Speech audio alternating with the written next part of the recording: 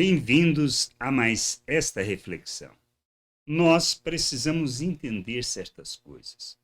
Podemos até querer culpar a Deus pelos problemas, pelas dificuldades, pelas situações em que vivemos, como ser humano e também como mundo, em termos de pandemia, em termos de guerras, e perguntamos por que Deus não faz alguma coisa, mas isto é culpa de Deus? Que a gente precisa entender que não. A responsabilidade é nossa, a razão das guerras, das lutas e dos problemas são nossos, fomos nós que causamos, nós como ser humano, devido à nossa maldade e o nosso pecado. E Paulo fala acerca disto. Lá em Romanos, ele explicando sobre o seu evangelho, aquilo que ele escreve para esclarecer aos romanos a perspectiva em que ele entendia ser o evangelho, o anunciar do reino de Deus, das boas novas. E fala lá em Romanos 1, do versículo 28 ao 32. E por haverem desprezado o conhecimento de Deus, isso ele referindo aos homens, ao ser humano em si, ele diz: o próprio Deus os entregou a uma disposição mental reprovável, ou seja, aquilo que eles próprios estavam fazendo.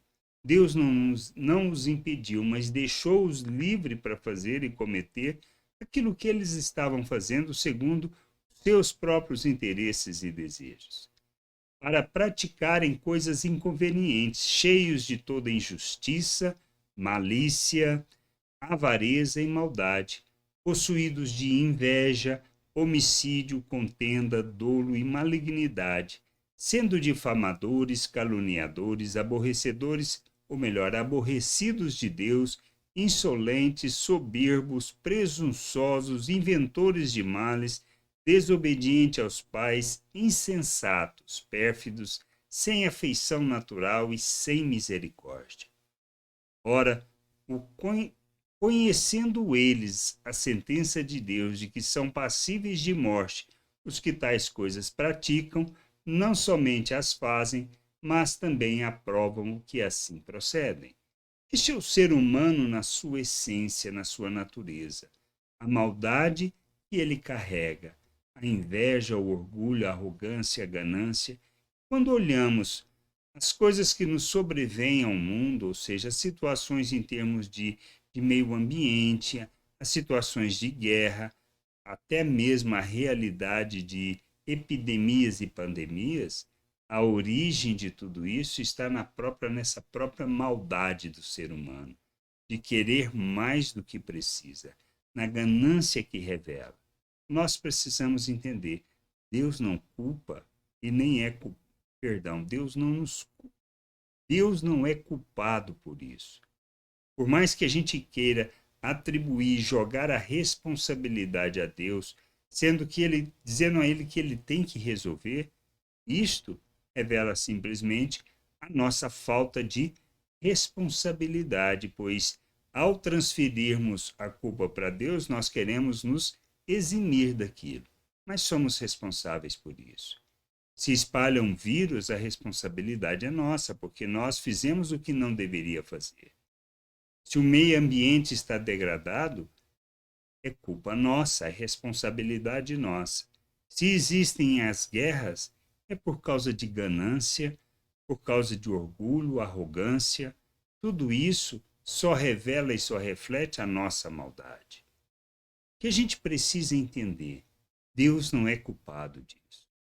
Mas ele nos deixou, ou seja, ele nos entregou a essa disposição, nos deixou livre para isso. Não era o que ele planejou, não é o que ele deseja. Por isso a gente precisa entender o Evangelho de Deus. O Evangelho que nos faz um novo ser, uma nova criatura, nos chama para vivermos a vontade de Deus, o plano de Deus e o querer de Deus. Mas queremos ou queremos, na realidade, insistir e a permanecer em viver da maneira como nós vivemos?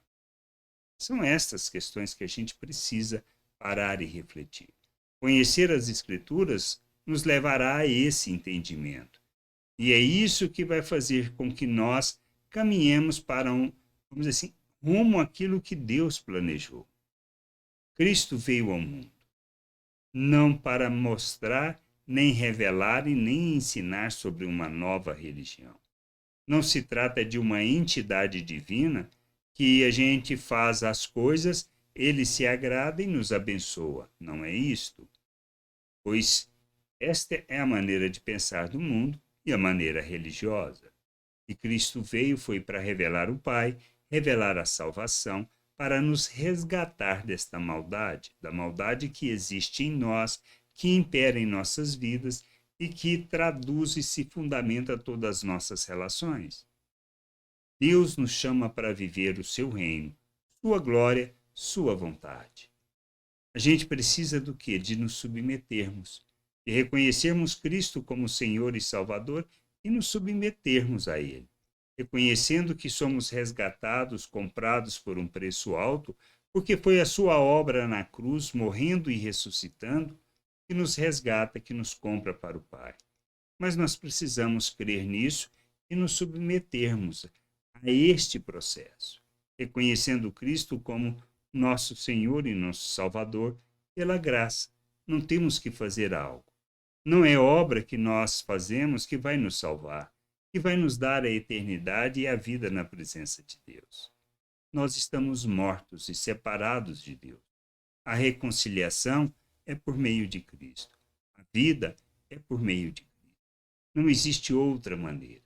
E a gente precisa entender que a gente pode até querer culpar a Deus por toda essa realidade, mas a responsabilidade não é dele, é nossa. Se o mal existe, é por culpa nossa. E o que a gente precisa fazer é arrepender e nos submeter de toda a maldade que nós praticamos contra o próximo. Pois Paulo diz nessa própria carta aos Romanos: toda a lei, todos os profetas se resumem a 2 mandamentos: amar a Deus e amar ao próximo, pois quem ama não pratica o mal contra o próximo.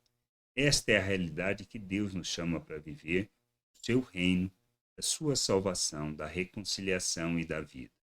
Queremos vida, devemos nos submeter a Cristo como Senhor e Salvador, buscar o conhecimento sobre sua vontade nas Escrituras e sermos o instrumento de Deus para expressarmos a sua vontade neste mundo. Que a gente possa entender, compreender estas coisas e nos submetermos a Cristo, tendo-o como Senhor e Salvador de nossas vidas. Graça e paz sobre a tua vida. Amém.